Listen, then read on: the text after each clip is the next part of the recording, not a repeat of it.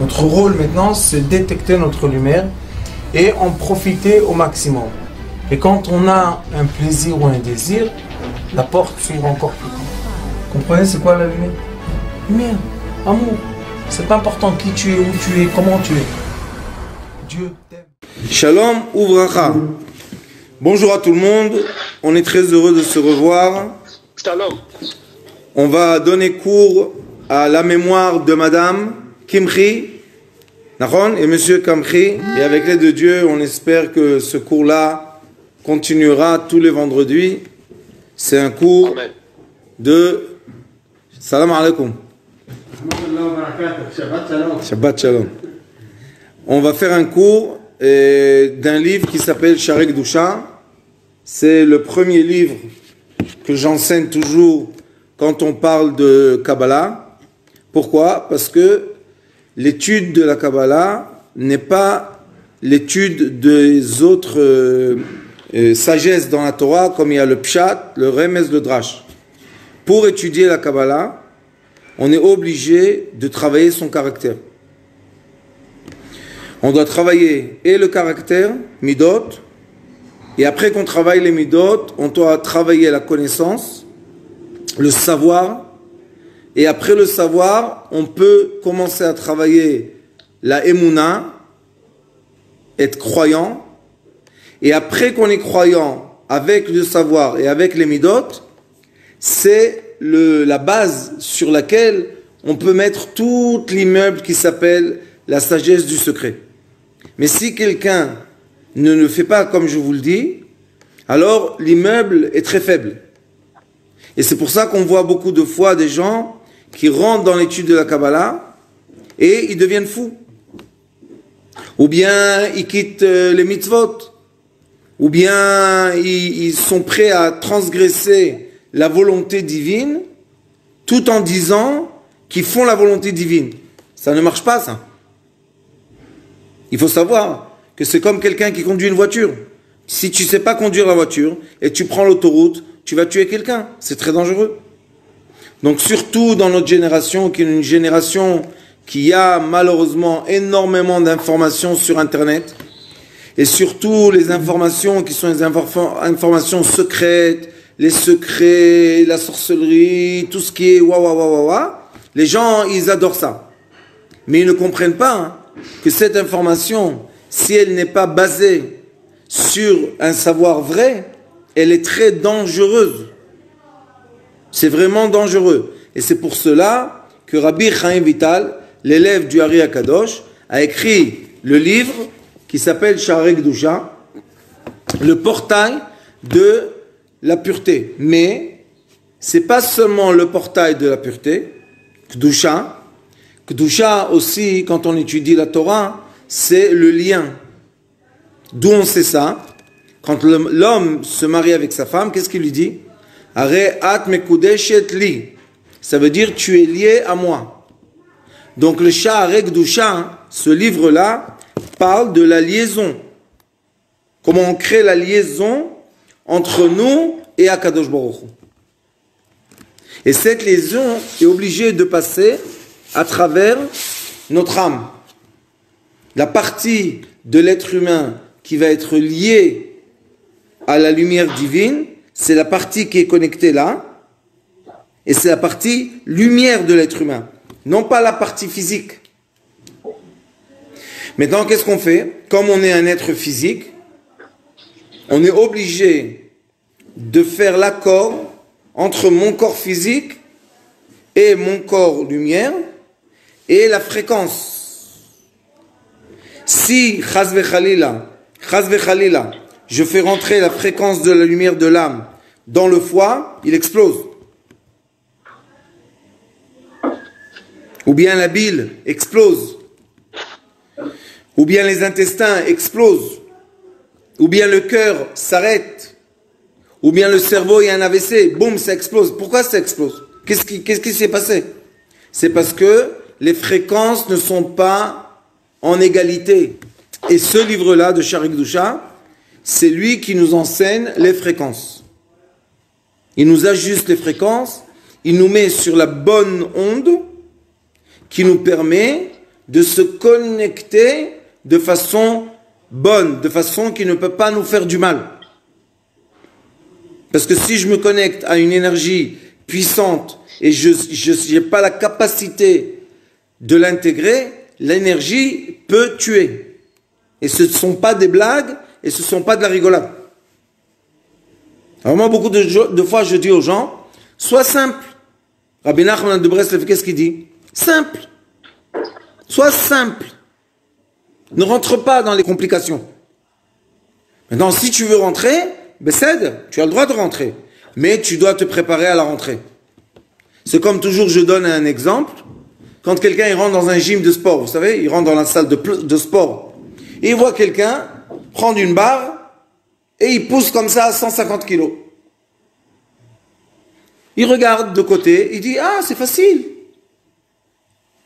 C'est facile 150 kilos? C'est pas facile du tout. Il dit, moi aussi je veux. On lui dit, monsieur, tu t'es entraîné, tu es capable, tu t'es préparé pour ça. Oui, oui, je suis prêt. Comment tu es prêt? Qui t'a préparé? Non, moi je suis fort, moi je suis le plus fort de la classe. Mais cède. Il va sur le bench, on lui lève le poids, il fait tomber sur le thorax, il meurt. Il meurt.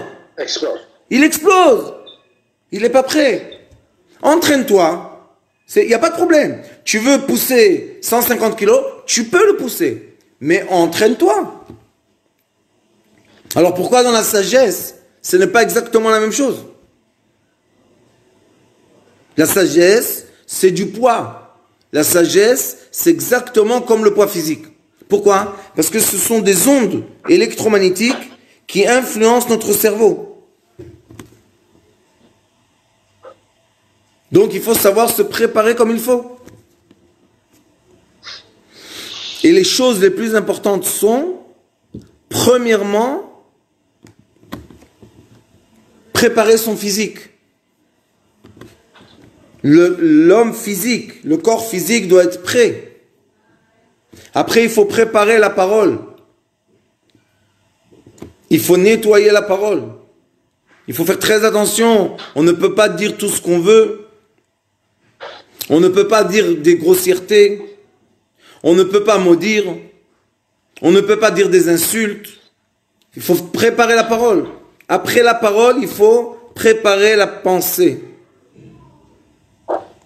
Et maintenant, je vais vous dire une parenthèse qui est très importante. La pensée est un programme. Le programme qu'on intègre, c'est lui qui va nous faire vivre. Si dans ma tête, j'ai un programme de quelqu'un qui est drogué, mon corps est drogué. Si un jour je vais me nettoyer de la drogue et on me met un programme d'être sain, mon corps devient sain.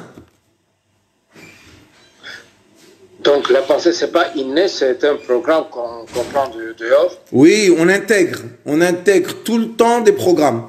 C'est quoi intégrer? J'étudie, je comprends, mon corps suit. Mon corps physique suit. Comment je sais qu'il suit? Parce que ma parole change. Mon discours a changé, mon corps change. D'accord? Et après mon programme, là, je suis obligé de mettre en place mes sentiments. Tous mes sentiments doivent se mettre en place. C'est quoi aimer? On n'a pas le droit de détester. On n'a pas le droit d'être jaloux. On n'a pas le droit de vouloir ce qui appartient à quelqu'un d'autre. Sentiments. Après les sentiments, je dois mettre en place tous mes souvenirs de ma vie. Est-ce que je souviens les choses avec l'action déréglée, la parole déréglée, la pensée déréglée, sentiment déréglé, souvenir faux. Le souvenir est faux. Pourquoi il est faux? Parce que mon corps n'a pas vécu la chose comme il fallait la vivre. Donc, il intègre quelque chose de faux. Ma parole n'était pas la bonne parole. donc il intègre quelque chose de faux. Ou bien on va dire, il intègre quelque chose de déformé. Si j'ai mis en ligne et en équilibre tous ces aspects-là, l'action, la parole, la pensée, le sentiment et le souvenir, maintenant je suis droit. Mon Rav Zichrono Levracha Morichaim, que ce mois-là, Cheshvan, c'est le mois de son décès, il me disait toujours que l'arbre, si on le met pas droit, un jour quand il grandit courbé, un jour il va donner du fruit, l'arbre donne du fruit. Et quand il aura 500 kilos de fruits sur lui, le fruit va le casser. C'est pour ça qu'au début, qu'est-ce qu'on fait quand il est petit? On le dresse. On lui met des bâtons de côté pour qu'il soit tout droit. Mais quand il est droit et un jour il a beaucoup de fruits, il peut même tenir 1000 kilos de fruits. Il ne bouge pas. L'homme s'appelle Ki Adam Etz Asadeh. L'homme est un arbre. Et comme on se comporte avec les arbres, on doit se comporter avec l'être humain. Jusqu'à là, c'était une préface pour comprendre pourquoi on étudie ce qu'on étudie. Parce que ce livre-là de Sha'arei Kedusha, c'est un livre qui parle de la moralité et de comportement. Alors il est écrit ici, Amar Rabbi, Amar Atzaïr, Chaim, Ben Kvod Arav Yosef Vital. Vous savez c'est quoi Rav? Ça? Rav Kimchi. Ouais. Vous voyez ça?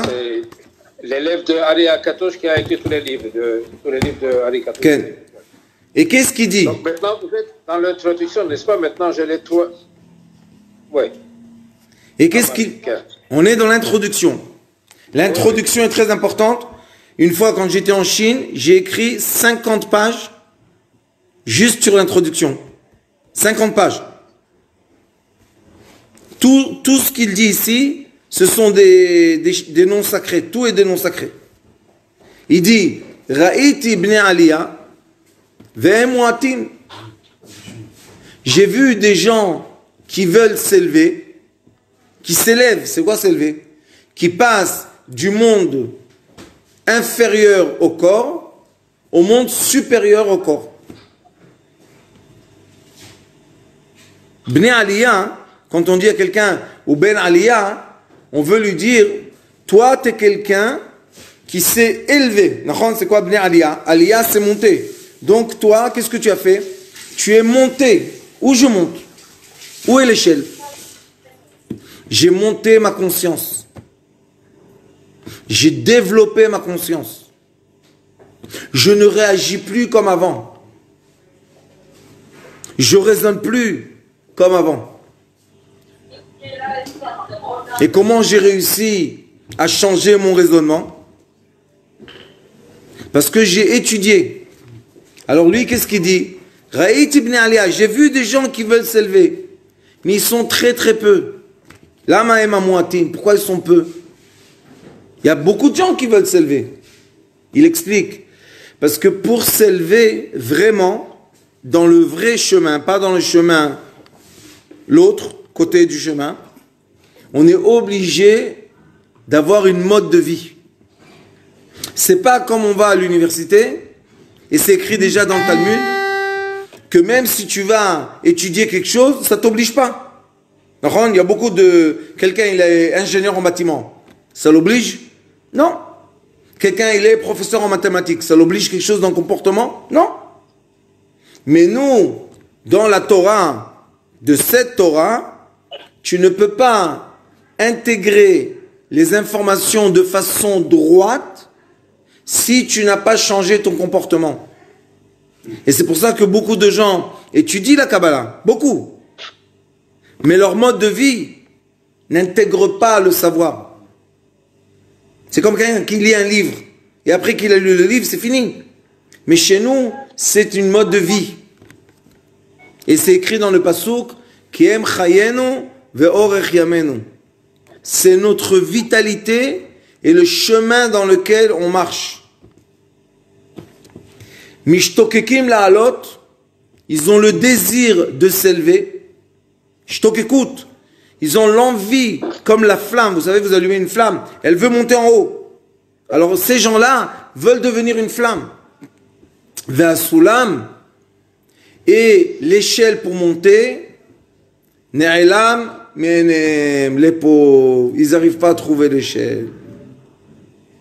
Ils savent qu'il y a une échelle. Et ils savent qu'on peut monter. Mais ils ne trouvent pas l'échelle. Ils courent à droite, ils courent à gauche, ils essayent, ils sautent, ils tombent, ils cassent le bras, ils cassent la jambe. Vous savez pourquoi? Parce que l'échelle est transparente. Et elle se dévoile seulement à ceux qui sont humbles.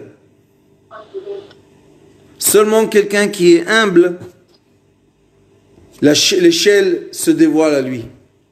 Tant qu'on fait ça pour l'orgueil, pour l'argent, pour l'honneur, pour faire des choses, non, l'échelle est transparente. Dès que tu veux t'approcher de Dieu, parce que tu as l'amour de Dieu, comme dit le Rambam,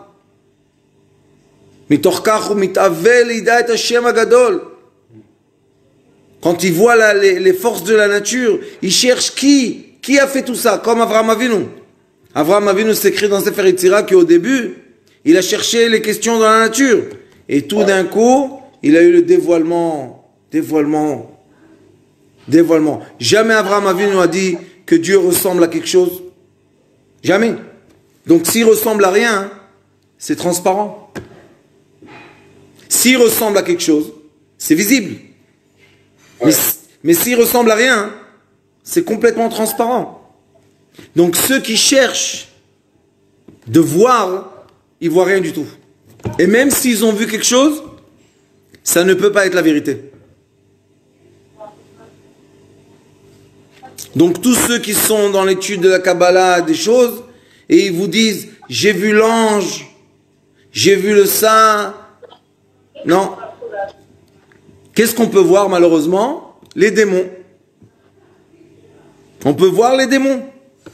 Et les démons, il y en a des purs, qui ressemblent à des grands tzadikim. Oui. Mais on est dans le monde des démons. Et nous, on veut ni démon, ni ange. On veut pas. On veut quoi? Shivit Hashem le Negdi. Il n'y a pas écrit j'ai vu l'ange devant moi, j'ai vu le démon devant moi. Non. Shivit Hashem le Negdi. Et Hashem, qu'est-ce qu'il a dit, Dieu? Je ressemble à rien. Ah, si tu ressembles à rien, comment je peux être à côté de toi? Parce que je suis partout. Malchuto bakol mashala. On doit être capable, et on va étudier ensemble un peu de physique, on doit être capable avec notre programme intégré de comprendre que la vitalité divine est partout et nulle part. Je vais vous lire quelque chose, Sefer Yetzira, Perek Aleph Mishnah Aleph. Ot Yud, Nimtza bakol, Ne'elam bakol, ou Reshit kol, Vesof kol. Aval ou Ne'elam. L'étincelle divine qui fait vous vivre tout, et dans tout, et disparaît dans tout, et le début de tout, et la fin de tout. Alors si c'est le début, si c'est la fin, et si c'est dans tout, voilà, je peux mesurer. Non, Ne'elam mikol, il est transparent. Et c'est pour ça qu'il dit, Rabbi Chaim Vital, Ve'asulam, l'échelle est invisible. Dit notre cher maître Baal Shem Tov HaKadosh, il dit que la corde de la connexion divine est en face du nez. Comme ça il dit. Moulaf, comme ça. Il dit tout ce que tu as besoin c'est là. Mais pourquoi tu ne vois pas? Regardez, je prends un clou, une vis, d'accord? Maintenant je regarde la vis. Quand elle est loin, je la vois, non? Mais maintenant je la mets là. Je vois la vis. Je ne peux pas la voir. On ne voit pas. On ne voit pas. Il dit c'est la preuve que Dieu est collé à toi. Et c'est pour ça que tu ne vois pas. C'est la preuve que Akadosh Baruch Hu est proche de nous. S'il serait comme l'idolâtrie, loin, on aurait vu une statue, on aurait vu une forme, on aurait vu une couleur, on aurait vu quelque chose. Mais comme on ne voit rien, c'est pas de l'idolâtrie, ça veut dire qu'il est proche. Karov Hashem lechol koreav lechol asher ikreu be'emet. Akadosh Baruch Hu est proche. Sauf comment on le ressent quand on est émet. C'est quoi émet? Le Aleph au début, le même au milieu et le Taf à la fin. Et aussi émet, la vérité en hébreu, c'est les lettres Aleph, Met. C'est quoi Met? Je suis mort. Ça veut dire quoi je suis mort? Je suis prêt. Mort, s'il n'y a pas Aleph, je suis mort. S'il n'y a pas Aleph, je suis mort. Exactement. J'arrive à un stade dans ma vie que sans le Aleph Aloufo chez l'Olam, je suis mort. Ça ne m'intéresse pas. Mais je suis obligé de vous faire une grande réflexion. C'est pas que pour être émette, je dois plus manger, je dois plus dormir, je dois plus avoir une femme, je dois plus avoir des habits. Non. Ça veut dire que je mets le Aleph dans tout ce qui existe. Au contraire, je mange, je bois, je dors, j'ai ma femme, j'ai des habits. Au contraire, j'ai une maison. Oui. Pourquoi? Parce que c'est comme ça que je vois le Aleph. C'est comme ça que je vois la présence divine. Alors il dit, Vaïdbonenu basfarim akdumim. Qu'est-ce qu'ils ont fait? Pour essayer d'atteindre l'échelle, ils ont cherché dans les livres anciens. Mais vous savez que tous ceux qui écrivent la Kabbalah, c'est écrit d'une façon que seulement celui qui comprend, comprend. Ceux qui ne comprennent pas, ils ne comprennent pas, ça ne sert à rien, tu peux écrire. Donc eux, qu'est-ce qu'ils ont fait? Ils ont dit, on va prendre par force l'étude. Qu'est-ce qu'on va faire? On va acheter les livres et on va étudier tout seul. Les chapes velimtso orchot chaim. Ils voulaient chercher le chemin de la vie, parce que vous savez que orchot chaim, orach, c'est un chemin. Et chaim, chaim, c'est etz chaim. Il y a etz adat, l'arbre du doute, et il y a l'arbre de la vie. Eux, ils ont tous cherché l'arbre de la vie. Mais je vais vous dévoiler un grand secret qui est écrit dans le Zohar Kadosh. L'arbre du doute est la racine de l'arbre de la vie. On ne peut pas arriver à l'arbre de la vie. L'arbre du doute, Etz Hadat Tovera, est la racine. Il est la racine de l'arbre de la vie. Oui, mais l'arbre de bien et mal, vous le nommez comme doute. Oui. Etz Hadat Tovera. Donc, on peut douter. Oui. On est obligé. On est obligé de douter. Maintenant, qu'est-ce qu'elle fait la Torah orale? Mishnah, qu'est-ce qu'elle fait? Dans la Mishnah, on a 6 livres. Shesh, non? Oui, c'est quoi 6? On a le haut, le bas, à droite, à gauche, en avant, en arrière. X, Y, Z. Non? C'est le doute. Est-ce que je vais à droite? Est-ce que je vais à gauche? Est-ce que je vais en haut? Est-ce que je vais en bas? Est-ce que je vais en avant? Est-ce que je vais en... C'est des doutes. La Mishnah, qu'est-ce qu'elle fait? Vous savez la Torah orale? Le rôle de la Torah orale, c'est de mettre le doute en équilibre. Comment? Kasher, Taor Tameh, Mutar Asur, Kasher Pasoul. 6. Quand tu sais, et tu étudies, et tu sais qu'est-ce que c'est pur, qu'est-ce que c'est impur, qu'est-ce que c'est permis, qu'est-ce que c'est interdit, qu'est-ce que c'est sain, qu'est-ce que c'est malsain, tu le sais, tu étudies. tu peux te positionner où? Au date.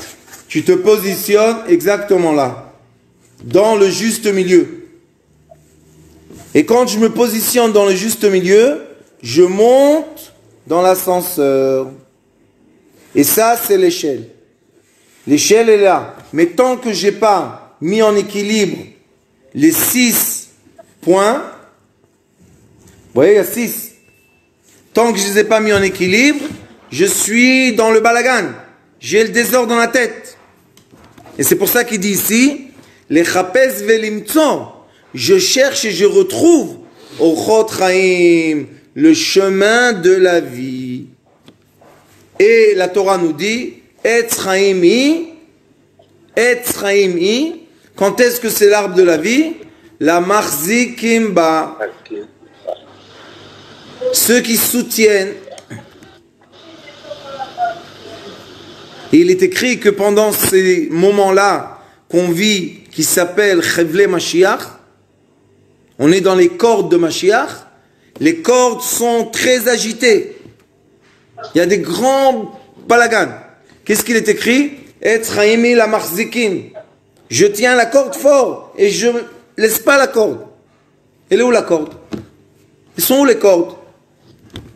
Ne'elam. C'est dans ma conscience. Il dit, et derech ilchuba, le chemin dans lequel on doit marcher, veta maaseh asher ya'asun, les actions qu'on doit faire, la'alot nafsham el shorsha ha'elyon. Et là, il y a un mot très précis dans l'étude de la Kabbalah. La'alot et nafsham el shorsha ha'elyon. Élever la vitalité à la racine supérieure qui est l'âme. Il n'a pas écrit ici la alot rucham, élever l'esprit, non. Il n'a pas écrit ici la alot nishmatam el nishmatam ha'elyona, non. Il a écrit précisément la alot nafsham, monter notre vitalité et la connecter à notre racine supérieure. C'est exactement comme je prends une bougie qui ne bouge pas, c'est matériel, ça ne bouge pas, ça ne peut rien faire ça. Et cette bougie-là, si maintenant je vais allumer, toute la cire va commencer à monter en feu. Ça veut dire que quand j'ai allumé la bougie, tout le matériel commence à devenir de la lumière. Et c'est pour ça, Rav Kamchi, que moi j'enseigne la lumière.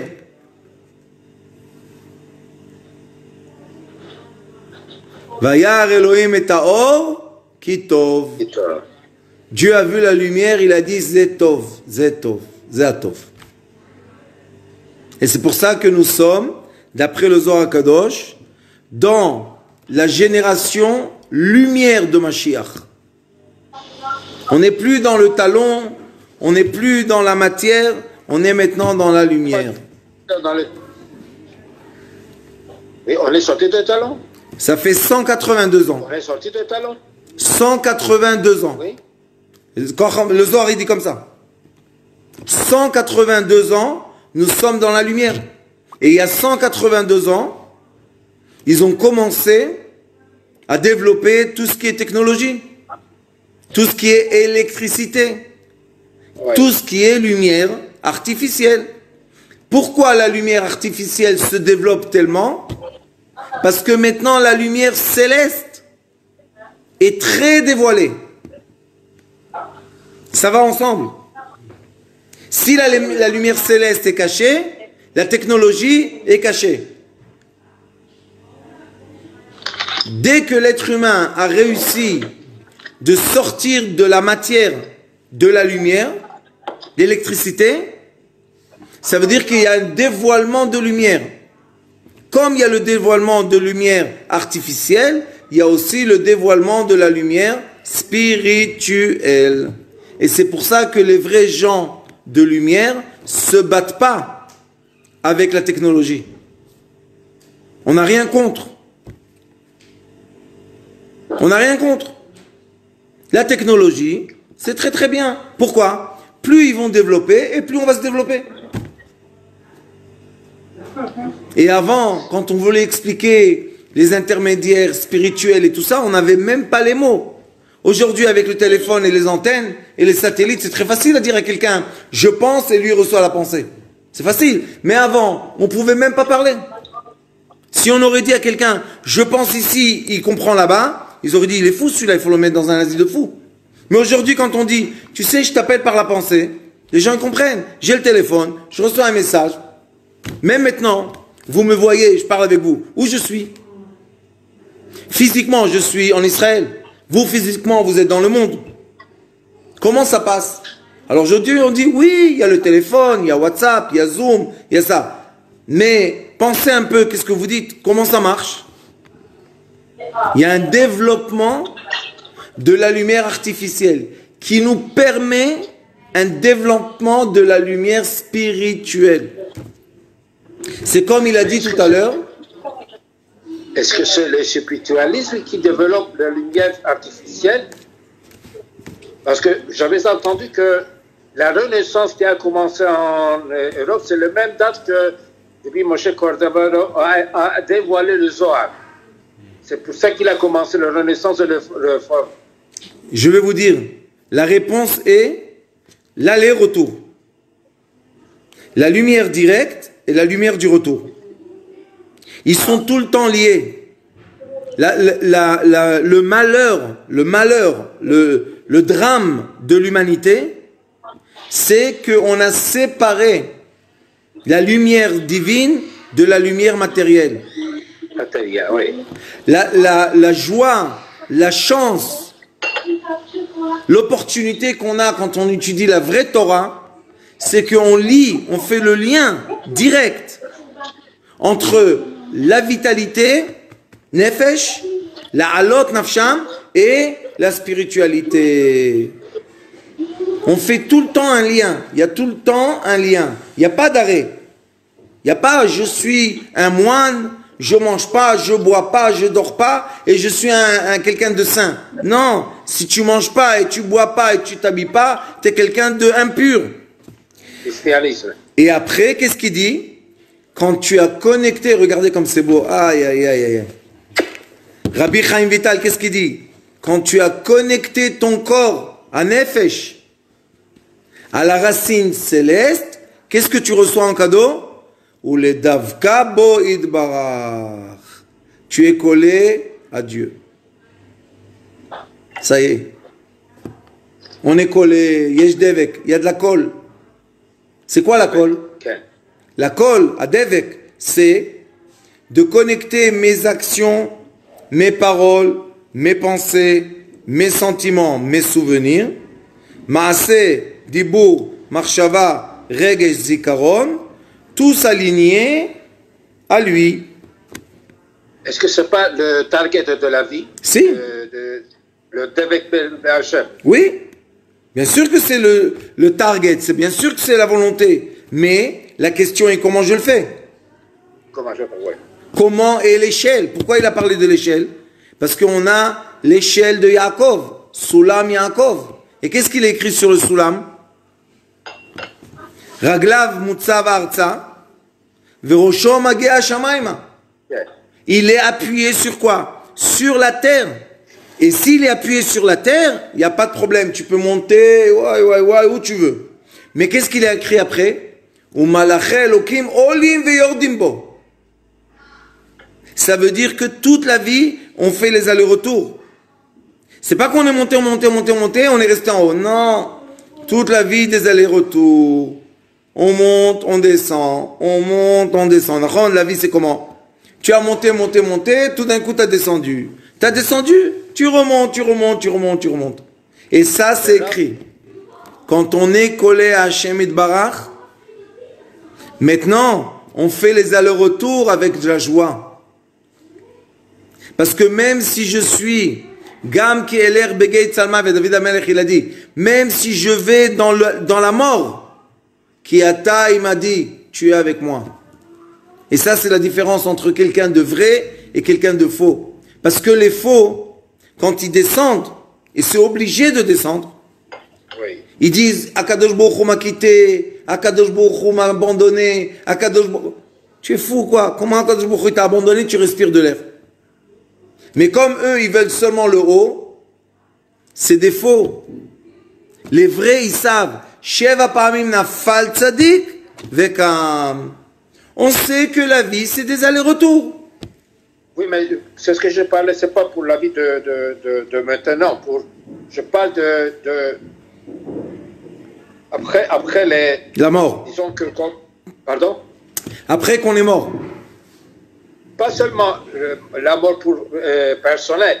Disons que, d'après Ramchal, qu'il a dit qu'après que nous allons passer les niveaux, quand on va se coller exactement, on ne peut pas comment dire, se descendre, parce qu'on est toujours avec le Dieu. J'ai expliqué au début de mon discours aujourd'hui. Dieu existe dans tout. Oui. Dans tout, ça veut dire tout. Il est présent dans tout. Donc je ne peux pas dire que quand je me suis collé à lui, la présence est divine. Non, la présence est matérielle. De la matière jusqu'au divin, du divin jusqu'à la matière. Ça s'appelle en Kabbalah, Or Yachar ve Or Choser. La lumière directe et la lumière on rebondit vers les cieux. On ne peut pas séparer ça. Interdit. Et ceux qui séparent la lumière directe de la lumière qui rebondit, c'est ceux qui tombent. Et c'est pour ça que pendant toutes les générations, et bien bientôt nous aussi, une grande partie va quitter sa croyance. Mais si on a fait tout le tikkun de Olam, si Olam il a terminé son tikkun, disons que après 6000 ans, après le Mashiach, après on a terminé le tikkun, donc la matière aussi, il va dévoiler sa lumière, donc la matière aussi deviendra une lumière, n'est-ce pas? Écoutez, qu'est-ce qui va se passer, monsieur Kamri? Après la fin du 7 millième, oui. Pendant 1000 ans, le 7e millénaire, ça va être de la lumière. Cela veut dire qu'il restera de la cendre séparée de la lumière. D'accord? Oui. Yofi. Mais qu'est-ce qu'il est écrit après? Va'akol na'asa min ha'afar. Tout va redébuter de la cendre. Oui. Donc, oui, mais c'est ce que j'ai dit dans le Ramchal, dans le Tevunot. Après le 9e et le 10e année, donc tout va devenir seulement une unité. Il n'y aura pas de physique, il y aura tout un. Ça se passe maintenant. Maintenant, vous pouvez arriver à ça. Maintenant. Oui. Oui. Je vais vous poser une question, monsieur Campri. Les immeubles les plus solides sur Terre, on les construit de quoi? De cendres, de sable. On les construit, vous savez de quoi? De ciment. De ciment, oui, mais le ciment c'est sable. On le mixe. Vous savez c'est quoi du ciment? De la terre, n'est-ce pas? C'est de la cendre. De la cendre, ouais. Vous savez que vous pouvez faire tout seul du ciment. Vous prenez dans le jardin la paille. Vous savez c'est quoi la paille? Les tiges. Oui. Vous les coupez, vous les brûlez. Ce qui reste à la fin, c'est du ciment. Ah oui? Oui. Après, on mélange avec du sable, avec des cailloux, avec de l'eau. On mélange tout. On a du béton. Mais qu'est-ce qui lie le béton? La cendre. La cendre. Oui. C'est pour ça qu'on dit Akol nea min ha'afar. Tout est créé par la cendre. C'est beau. C'est très très beau. Et nous, quand on vit dans des maisons qui sont en béton, on est protégé. Mais comment le béton tient? Qu'est-ce qui colle tout? La cendre.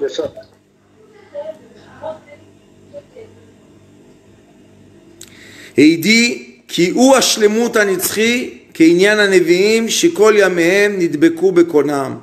C'est ça, la shlemut, la compréhension de l'entier, c'est de comprendre la réalisation de la lumière jusqu'à la matière. Si on n'arrive pas à expliquer la matière, on ne comprend rien du tout à la lumière. Et le orgalus que nous cherchons, c'est caché dans la matière. Oui, Rav. Et comment on peut dévoiler cette lumière qui est dans la matière? Avec la pensée? Avec le savoir. Avec le savoir. Et comme le cours a passé très vite, et on étudie déjà 3/4 d'heure, et on sent qu'on n'a même pas commencé, on va laisser le goût pour la semaine prochaine. Les Ilun Ishmat, Madame et Monsieur Kamchi, Zichronam Levracha. Amen. Toda rabba. Toda rabba.